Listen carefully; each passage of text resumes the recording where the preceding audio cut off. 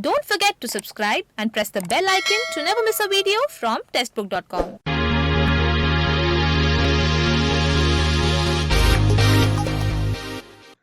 नमस्कार, स्वागत है आपका टेक्स्टबुक.com में। जब स्टूडेंट्स को स्ट्रीम चुनने का ऑप्शन मिलता है तो अलग-अलग स्टूडेंट्स अलग-अलग स्ट्रीम चूज़ करते हैं। कुछ स्टूडेंट्स कॉमर्स चूज़ करते हैं, कुछ मैथ चूज़ करते हैं, कुछ बायोलॉजी चूज़ करते हैं, कुछ आर्ट चूज़ करते हैं। और आज हम बात करने वाले हैं उन कैंडिडेट्स की, उन स्टूडेंट्स की जो ने 12th का एग्ज़ाम कॉमर्स स्ट्रीम से पास किया है। तो आज हम बताने वाले हैं कि government jobs after 12th commerce, अगर आपने 12वीं का जो एग्ज़ाम है वो कॉमर्स साइड से पास किया है तो आप कौन-कौन से जॉब्स की अप्लाई कर सकते हैं, कौन-कौन से सरकारी जॉब्स की आप अप्लाई कर सकते हैं। तो आइए जानते हैं कौन-कौन से वो गवर्नमेंट जॉब्स हैं जिनमें आप अप्लाई कर सकते हैं अगर आपने 12th यानी 12वीं का एग्ज़ाम कॉमर्स साइड से पास किया है तो। तो देखिए सबसे पहले हम बात करते हैं स्टेट पुलिस यानी कि जो राज्य की पुलिस की परीक्षाएँ होती हैं, उनमें आप अप्लाई कर सकते हैं। कौन-कौन से इम्पोर्टेंट मैं आपको बताता हूँ। आंध्र प्रदेश एसआई, इसमें सब इंस्पेक्टर की पोस्ट होती है और इसकी एज लिमिट जो है वो आपकी 18 से 27 साल मांगी जाती है, यानी मिनिमम में 18 साल और मैक्सिमम में 27 साल।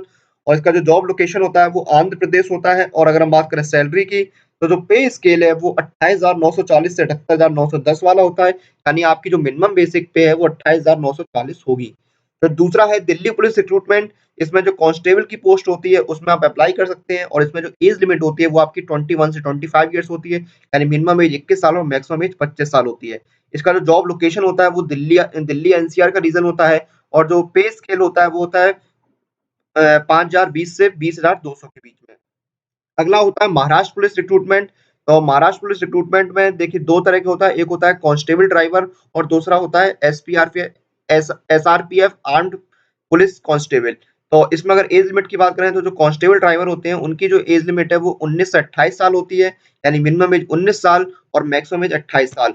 और उसके बाद जो एसआरपीएफ आर्म्ड पुलिस कांस्टेबल होते हैं उनकी जो एज लिमिट है वो 18 से 25 साल होती है और इसकी जो जॉब लोकेशन होती है वो होती है आपकी महाराष्ट्र। और अगर हम बात करें सैलरी की तो ये पे लेवल 2 में आते हैं, साथ में वेतन आयोग के तहत 7 सीपीसी के तहत पे लेवल 2 में आते हैं।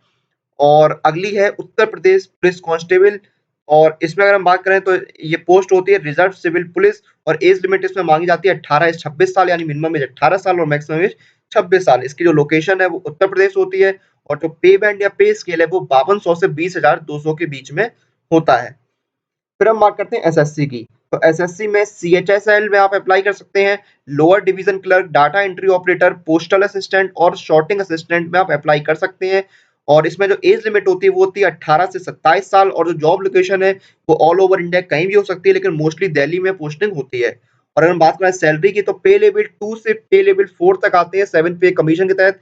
अगर हम बात करें पे लेवल 2 की तो 19,900 होती है बेसिक पे लेवल 3 में 21,700 होती है बेसिक पे और पे लेवल 4 में 25,500 होती है बेसिक पे। तो ये जो होती है ये बेसिक पे होती हैं, इनमें आपको टीए, डीए, एचआरए वगैरह अलग से अलाउंसेस दिए जाते हैं। फिर आप एसएससी स्टेनोग्राफर के एग्जामिनेशन में अप्लाई कर सकते हैं, स्टेनोग्राफर ग्रेड सी के लिए और स्टेनोग्राफर ग्रेड डी के लिए। अगर हम बात करें एज लिमिट की तो ग्रेड सी के लिए 18 से 30 साल की एज लिमिट मांगी जाती है, यानी मिनिमम एज आपकी 18 साल होनी चाहिए और मैक्सिमम एज आपकी 30 साल होनी चाहिए।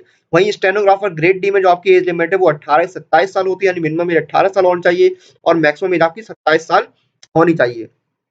लोकेशन इसमें भी आपको ऑल ओवर इंडिया कहीं भी पोस्टिंग मिल सकती है, लेकिन मोस्टली दिल्ली में आपकी पोस्टिंग होती है। अगर हम बात करें पे स्केल की तो स्टेनोग्राफर ग्रेड सी का जो पे स्केल है वो 9300 से 34,800 के बीच में आता है और स्टेनोग्राफर ग्रेड डी का जो पे स्केल है वो 5200 से 20,200 के बीच में आता है। तो ये हो गई एसएससी की बात।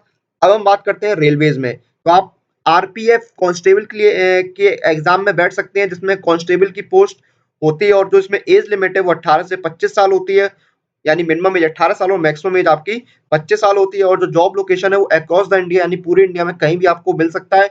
और जो सैलरी है वो बेसिक पे आपकी 21,700 होती है, 21,700 ये आपकी बेसिक होती है, इसमें अलाउंसेस आपको अलग से मिलते हैं। फिर आप एसईआर रिक्रूटमेंट में भी अप्लाई कर सकते हैं टाइपिस्ट की पोस्ट लिए। इसमें जो मिनिमम एज है वो 18 साल मांगी जाती है और मैक्सिमम एज 42 साल मांगी जाती है। और जो जॉब लोकेशन है वो इधर ऑल ओवर इंडिया कहीं भी आपको हो सकती है।